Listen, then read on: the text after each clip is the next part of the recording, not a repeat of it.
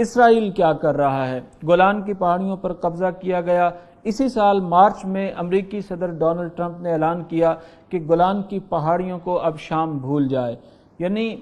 یہ پہاڑیاں اب اسرائیل کی ہیں اور اسرائیل کا حق ہے اور اسرائیل کی ریاست کا حصہ ہیں اور ہم گریٹر اسرائیل بنانے جا رہے ہیں۔ یعنی اس اعلان کے بعد گولان کی پہاڑیوں کو عالمی سطح پر اسرائیل کا حصہ تسلیم کرنے کی بات کی گئی، حالانکہ یہ خود امریکی منشور کے خلاف ہے۔ اشروں اور دہائیوں سے یہ منشور موجود ہے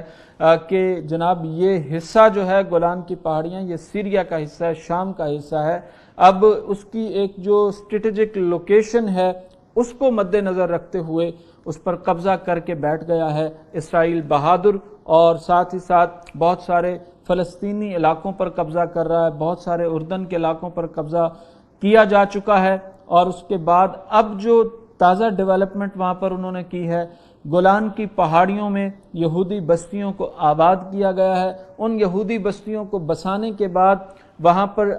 جو اسرائیل کی کیبنٹ ہے سب کو جمع کیا گیا۔ اسرائیلی وزیر اعظم بنیامین نتن یاہو نے اس تقریب کو چیئر کیا، اس پر وہاں اس حوالے سے انہوں نے سپیچ کی اور امریکی جھنڈے لگائے گئے اسرائیل کے جھنڈے کے ساتھ، اور وہاں پر انہوں نے باقاعدہ اعلان کیا کہ اب یہ گولان کی پہاڑیاں یہاں پر بننے والی جو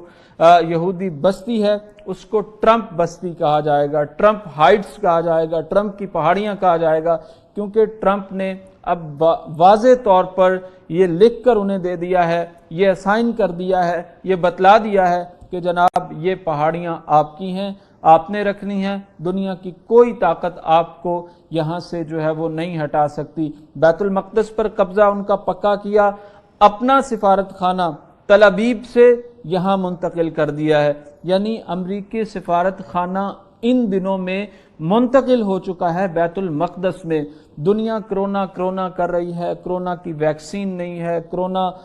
پھیل گیا ہے، لوگ مر رہے ہیں، پاکستان میں بھی مر رہے ہیں، پوری دنیا میں مر رہے ہیں، اور یہ سارا کچھ ہو رہا ہے۔ وبا ہے، یقیناً ہے، اپنی جگہ پر ہے، لیکن دوسری طرف آپ دیکھیے انہی وبائی ایام میں امریکی سفارت خانہ تل ابیب سے بیت المقدس شفٹ ہو چکا ہے۔ گولان کی پہاڑیوں پر یہودی بستیاں بن کے ان کا افتتاح بھی ہو چکا ہے، یہودی آباد بھی ہو چکے ہیں، اور ان ہائٹس کو، ان پہاڑیوں کو امریکی صدر سے منسوب اور موصول۔ اسرائیل نے جو قیامت سیریا پر ڈھا رکھی ہے، گولان کی پہاڑیوں پر قبضہ کر لیا ہے، فلسطینیوں پر جو قیامتیں ڈھا رہے ہیں، اردن کے علاقوں پر جو وہ قبضہ کر رہے ہیں، اور پورے اس عرب خطے کے لیے وہ ایک چیلنج بن گئے ہیں، بلکہ پوری دنیا کے لیے چیلنج بنتے جا رہے ہیں۔ ان ایام میں اس پر کوئی غور و خوض نہیں ہوتا۔ وہاں پر تقریب منعقد کی جاتی ہے، 16 جون کو یہ تقریب ہوتی ہے، امریکی جھنڈے لہرائے جاتے ہیں، اور اس علاقے کو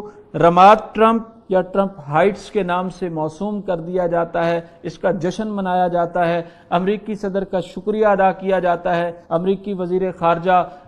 پومپیو وہاں پر پہنچتے ہیں، وہاں پر امریکی سفیر پہنچتے ہیں، اور ٹرمپ کے نام سے ان ہائٹس کو موسوم کیا جاتا ہے۔ پھر ایک ٹویٹ بھی کیا جاتا ہے جس میں ٹرمپ کو یہودیوں کا سب سے بڑا خیر خواہ قرار دیا جاتا ہے، اور ایک اسرائیلی رائٹر نے، اخبار کے ایڈیٹر نے لکھا کہ جتنی کاوشیں، کوششیں ڈونلڈ ٹرمپ نے اسرائیل کے لیے کی ہیں، اتنی تو بنیامین نتن یاہو نہیں کر سکا، کوئی اسرائیلی نہیں کر سکا۔ تو یہ سب کچھ کیا ہے؟ امریکی صدر ڈونلڈ ٹرمپ اپنے یہودی داماد کے لیے یہ سب کچھ کر رہے ہیں، جیوش کو خوش کیا جا رہا ہے، یہودیوں کو خوش کیا جا رہا ہے، یہودیوں کی جو لابی وہاں امریکہ میں موجود ہے وہ کروا رہی ہے۔ یہ کیا معاملہ ہے؟ یہودیوں کو نوازا جا رہا ہے، مسلمانوں کا تیسرا مقدس ترین مقام اور حرم پنجہ یہود میں ہے، اور اس حوالے سے دنیا کو کچھ نظر نہیں آتا۔ بیت المقدس میں اب شفٹ کر دیا گیا ہے امریکی سفارت خانہ،